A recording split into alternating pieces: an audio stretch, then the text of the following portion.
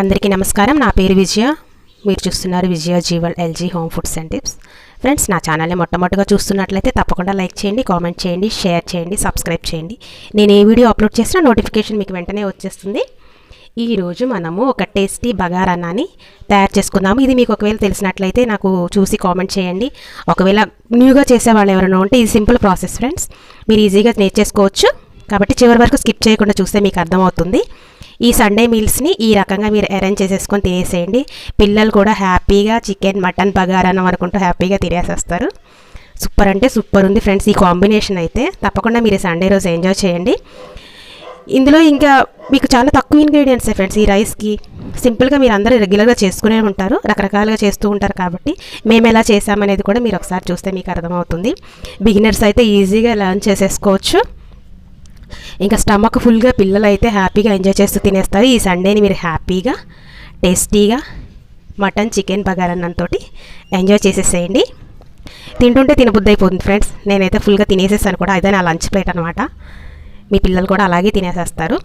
ఎప్పుడు chicken biryani, mutton biryani అని కాకుండా అప్పుడప్పుడు ఈ రకంగా కూడా మీరు ట్రై చేయండి. సూపర్ అంటే సూపర్గా ఉంది. టేస్ట్ మాత్రం స్కిప్ చేయకుండా చూస్తే మీకు అర్థమవుతుంది. ఇప్పుడు మనం మన ప్రొసీజర్లోకి వెళ్ళిపోదాము. మర్చిపోకండి ఫ్రెండ్స్, నా ఛానల్ని తప్పకుండా సబ్స్క్రైబ్ చేయండి, లైక్ చేయండి, కామెంట్ చేయండి, షేర్ చేయండి. చివరి వరకు చూస్తే మీకు అర్థమవుతుంది కాబట్టి చివరి వరకు స్కిప్ చేయకుండా చూడండి. ఇప్పుడు మనం మన ప్రొసీజర్లోకి వెళ్ళిపోదాం. ఫస్ట్ ఏం చేద్దామంటే ఒక బౌల్ తీసేసుకొని దాంట్లో ఆయిల్ పోసుకుందాం. దీనికి కొంచెం ఆయిల్ ఎక్కువే పడుతుంది కాబట్టి ఒక 2-3 స్పూన్లు ఎక్కువగానే వేసేయండి. 1 కేజీ రైస్కి వండుతున్నాము. దీంట్లో జీలకర్ర వేసేసేయండి. జీలకర్ర కొంచెం వేగిపోయాక, ఇది బిగినర్స్కి అయితే చాలా ఈజీగా నేర్చేసుకోవచ్చు. ఎందుకంటే రాని వాళ్ళు కూడా ఉంటారు. ఇది సింపుల్ అని చూస్తే ఎవరికైనా అర్థమవుతుంది, కానీ ఏదైనా చేస్తేనే కదా ఫ్రెండ్స్ తెలిసేది. కాబట్టి చూడండి, ఇక ఇందులో మనము హోల్ గరం మసాలా ఉంటుంది కదా, బిర్యానీ మసాలా, దాన్ని యాడ్ చేసేసేయండి. యాడ్ చేసి ఇది కొంచెం ఫ్రై అవనివ్వండి. ఇది ఇలా ఫ్రై అయిపోయాక ఇలా జస్ట్ మీరు తిప్పేసేయండి. అసలు గంట అవసరం లేదు, జస్ట్ అలా ఊపేసేయండి బౌల్ని, సరిపోతుంది. ఇప్పుడు దీంట్లో ఆనియన్స్ వేసేసేయండి. ఆనియన్స్ వేసేసుకొని అదేవిధంగా పచ్చిమిర్చి, కరివేపాకు ఇవి కూడా వేసేసేయండి. మీకు ఏమైనా కొంచెం మసాలా తక్కువ అనిపిస్తే ఇంకొంచెం మధ్యలో అది వేసేటప్పుడు యాడ్ చేసుకుని ఏం కదా, ఎందుకంటే మనకు కావాల్సింది స్పైసీ కదా. ఇప్పుడు ఇవన్నీ వేసేసుకోండి. పచ్చిమిర్చి, ఉల్లిపాయలు, కరివేపాకు ఇవన్నీ యాడ్ చేసేసి వీటిని కొంచెం బ్రౌన్ కలర్ రానివ్వండి. బ్రౌన్ కలర్ వస్తేనే మన రైస్కి మంచి కలర్ వస్తుందన్నమాట. టేస్ట్ కూడా బాగా ఇంప్రూవ్ అవుతుంది. ఇదిగో ఇలా వేగిపోతున్నాయి కదా. దీంట్లోనే మనము కొంచెం కొత్తిమీర, పుదీనా యాడ్ చేద్దాం. ఈ రైసం కూడా మనకి దీంతో ఏగటం వల్ల చాలా టేస్ట్ వస్తుంది.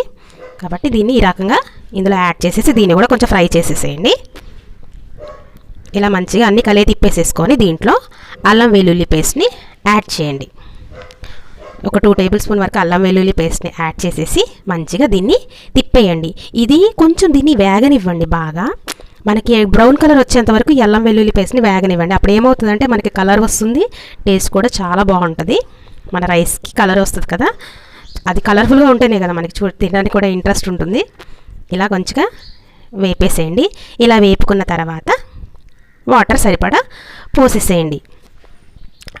1:2 రేషియోలో తీసేసుకోండి. 1 కప్ రైస్ తీసుకున్నామంటే 2 కప్స్ వాటర్ తీసేసుకోండి. పైన ఎక్స్ట్రాగా ఒక 1 కప్ వాటర్ పోసేయండి. అప్పుడు మనకి మంచిగా రైస్ మంచిగా ఉడుకుతుంది అనమాట. తర్వాత ఇందులో సాల్ట్ తగినంత వేసేసేయండి. ఇప్పుడే వేసేసుకొని టేస్ట్ చూసుకోండి. సరిపడా సాల్ట్ వేసేసుకున్న తర్వాత మంచిగా కలిపి తిప్పేసేసుకొని మూత పెట్టండి. మూత పెడితే ఏమవుతుందంటే మంచిగా ఆ వాటర్ అంతా బాగా ఆ రసంలో ఇంకిపోతాయి కదా, రసం అంతా ఆ వాటర్లోకి వచ్చేసి మంచి ఫ్లేవర్ వచ్చేస్తుంది, టేస్ట్ పెరుగుతుంది అనమాట. ఇలా మరిగిన తర్వాతనే మీరు ఒక అరగంట సేపు కడిగి నానబెట్టుకున్నటువంటి బియ్యాన్ని ఇందులో యాడ్ చేయండి. అరగంట సేపు నానబెడితే ఇంకా మంచిగా బాయిల్ అవుతుంది అనమాట. రైస్ పొడి పొడిగా వస్తుంది మీకు.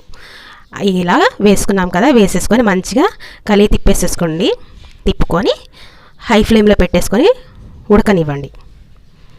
ఇలా ఉడుకుతున్నప్పుడే మనం ఇందులోనే ఇంకో కొంచెం కొత్తిమీర, పుదీనాను కూడా ఇందులోనే యాడ్ చేసేసేయండి. ఇలా అన్నీ బాయిల్ అవుతున్నాయి కదా, ఇదిగో బాయిల్ అయిపోయింది చూసారా. కొత్తిమీర, పుదీనా కూడా యాడ్ చేసేసాం పైన. ఇలా వేసేసుకొని బాయిల్ అయ్యాక కొంచెం వాటర్ తగ్గిపోయాక మనం మూత పెట్టేసేసుకుందాం. మూత పెట్టేసేసుకుంటే ఇంకా మంచిగా ఇమ్ముకుంటుంది అనమాట. ఇదిగో తయారైపోయింది మన టేస్టీ ఫ్రైడ్ రైస్ బగారా అన్నం. దీనిని ఇప్పుడు మనము ఇలా వేడివేడిగా సర్వ్ చేసేసుకోండి. వేడివేడిగా తింటే సూపర్గా ఉంటుంది. సండే రోజు హ్యాపీగా ఎంజాయ్ చేసేసేయచ్చు మటన్ చికెన్ బగారా అన్నం అనుకుంటూ. ఇదిగో నేనైతే తినేస్తున్నాను ఫ్రెండ్స్. ఇది ఎంత సూపర్ అంటే తెలుసా ఫ్రెండ్స్, మీరు ఈ రకంగా ట్రై చేయండి, చాలా టేస్టీగా ఉంది. ఇది ఒకవేళ మీకు తెలిసినట్లయితే నాకు తప్పకుండా కామెంట్ మాత్రం చేయండి. ఒకవేళ తెలియకపోతే తప్పకుండా చూసి నేర్చుకొని నాకు కామెంట్ చేయండి. ఇది సింపుల్గానే ఉంది కదా, ఎవరైనా ఈజీగా నేర్చేసుకోవచ్చు. ఇది నేనే ప్రిపేర్ చేశాను ఫ్రెండ్స్. ఇదిగో చూడండి, ఈ రకంగా మీరు ఎంజాయ్ చేసేయండి సండేని హ్యాపీగా శ్రమఫుల్గా. Thank you friends. నా వీడియోని చివరి వరకు వాచ్ చేసినందుకు లైక్ చేయండి, కామెంట్ చేయండి, షేర్ చేయండి, సబ్స్క్రైబ్ చేయండి. Thank you.